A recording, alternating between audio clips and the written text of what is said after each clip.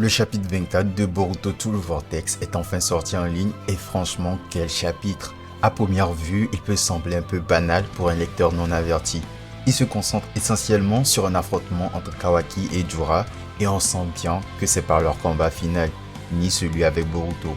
Pourtant, les conséquences de ce chapitre risquent d'être monumentales. D'abord, Boruto semble désormais sur la même longueur d'onde que tous les membres de l'équipe 7, Kawaki, Sarada et Konohamaru. Et surtout, il s'apprête à faire son retour à Konoha. Ce qui frappe le plus, c'est que Boruto a réussi à anticiper chacune des actions de Jura. Il a clairement élaboré un plan parfait pour le contrer. À ce stade, soit ce mec est un véritable génie, soit l'idée qu'il puisse entrevoir le futur devient de plus en plus crédible. Bref, avec ce nouveau chapitre, on a beaucoup de matière à décortiquer. Alors, sans plus attendre, passons à l'analyse complète du chapitre 24 de Boruto To The Vortex. Mais avant ça, je vous invite à liker la vidéo, à vous abonner à la chaîne et à activer la cloche pour ne rien rater.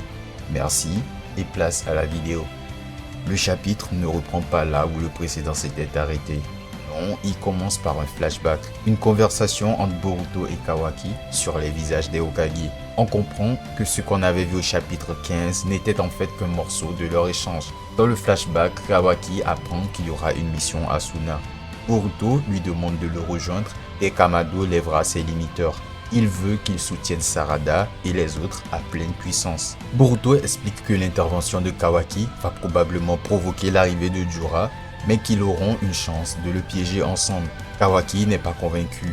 Il a vu Jura à l'heure et il le décrit comme un monstre, doutant même de leur capacité à l'affronter, même à deux. C'est là que Boruto lui lance un symbole en forme de l'emblème de Konoha.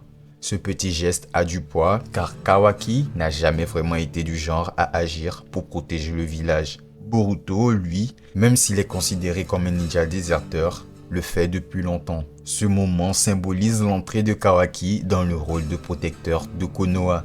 Kawaki observe l'objet, intrigué. Boruto lui explique qu'ils ne peuvent pas vaincre Jura pour l'instant. Leur objectif est juste de survivre. Et pour ça, il a besoin d'utiliser l'Iraishin sur une longue distance, ce qui implique de marquer précisément un symbole avec son chakra. Mais pendant le combat, il ne pourra pas le repérer à distance. Il a donc besoin de Kawaki. Kawaki comprend direct le plan. Il doit juste gagner du temps pendant que Boruto prépare leur évasion. Retour au présent, Jura, tel un nègre, fonce sur Kawaki et lui balance un Bijudama.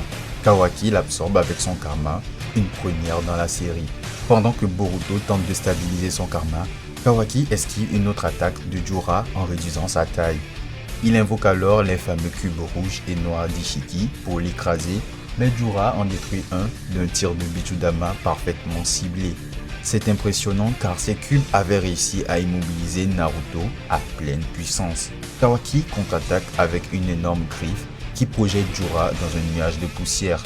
Il enchaîne les assauts, plante même un bâton dans son ventre. Et là, on voit quelque chose d'étrange. Le karma de Kawaki devient blanc brièvement avant de revenir à sa couleur originelle. Ce karma blanc est significatif.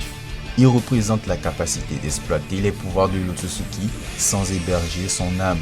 Un karma entièrement blanc signifierait que Kawaki ne pourrait plus servir de réceptacle à Akebi, la fille d'Amado. Ce qui expliquerait pourquoi Amado veut tant que Kawaki marque un clone d'Akebi. Après cette attaque, Boruto finit par prendre le contrôle de son karma et se prépare pour l'Iraishin. De leur côté, Amado et Sumire observent tout ça à travers les yeux de Kawaki. Sumire est impressionné que Jura ait pu être ainsi acculé, mais Amado, lui, n'est pas du tout convaincu. Jura sort alors son livre et commence à noter des choses. Il réfléchit à la manière dont Kawaki a pu devenir aussi puissant aussi vite. Il cite également Imawari et Sarada, tous deux révélant des forces inhabituelles. Il soupçonne que tout cela soit lié à un facteur commun qu'il identifie comme l'amour. Il referme son livre, regarde Kawaki et lui demande ce qu'il pense de ce concept d'amour. Pour lui, c'est peut-être à la fois une faiblesse et la clé du pouvoir humain.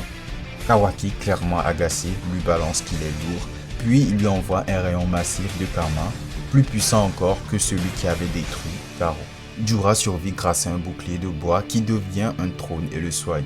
Ensuite, Jura provoque Kawaki en exprimant sa surprise de le voir intervenir pour sauver Boruto alors que la seule personne qu'il a pour but de protéger est Naruto. Il explique qu'il est allé à Konoha dans le but de le trouver sans succès. Pourtant, en lisant les yeux de Kawaki, il est sûr que Naruto est encore en vie. Cette révélation choque Sumire. Elle ignorait que Kawaki avait scellé Naruto dans une autre dimension. Même sous l'influence de l'omnipotence, certains comme Himawari ou Shikamaru doutent de sa mort. L'illusion commence à se fissurer. Jura continue en avouant qu'il voulait dévorer Naruto car il est connecté au Biju et que l'amour pourrait être au cœur de tout cela. Kawaki, hors de lui, s'apprête à attaquer, mais Boruto l'arrête. Il vient de verrouiller le symbole pour la téléportation. Jura, comprenant qu'il ne peut plus les arrêter, admet que c'est terminé pour aujourd'hui. Mais avant de partir, Kawaki lui lance une menace claire. Un jour, il le tuera. Jura sourit, appréciant cette honnêteté. Kawaki se tourne alors vers Boruto et lui dit qu'il a fini. Il s'apprête à partir et au moment du départ, Kawaki adresse un doigt d'honneur à Jura. Clairement l'une des meilleures cases signées Ikimoto jusqu'ici. Sarada, Konohamaru et Delta attendent au point de téléportation. Boruto et Kawaki réapparaissent et Kawaki atterrit pile sur la tête de Konohamaru. Ce dernier hurle en lui demandant ce qu'il fout. Boruto le calme et lui demande s'il a bien l'épine d'âme. Konohamaru confirme. Boruto annonce alors qu'il retourne directement à Konoha. Pendant ce temps, Eida et Kashin Koji discutent. Koji, inquiet, pense que Boruto a peut-être chamboulé le futur d'une façon dangereuse. Eida lui répond que c'est simplement la vie, les choses évoluent. Cela remet en question la précision des 10 directions, ou bien Boruto est une anomalie qui brouille les prédictions. Koji ajoute que le clone Shinju de Bug est en mouvement et qu'Eida en est la cible. Le prochain grand affrontement semble donc se dessiner, Mamushi contre Daemon. De retour dans leur base, Jura affiche un sourire de gamin ravi, ce qui agace profondément Hidari. Ce dernier lui balance qu'il a l'air taré. Jura de son côté jubile. Pour lui, Kawaki l'a complimenté. Hidari, sarcastique, conclut en disant qu'il vient d'apprendre un mot pour décrire ça, méga gerbant. Et c'est sur cette case que se termine ce chapitre qui est dans le top 3 de tout Blue Vortex. Ce chapitre pose les bases des prochains affrontements avec Mamushi comme prochaine menace. Mais que va-t-il se passer avec les épines d'âme de Ryu et Matsuri?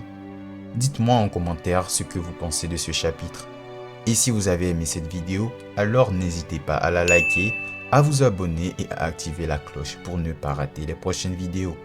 Sur ce, je vous dis à la prochaine. Peace.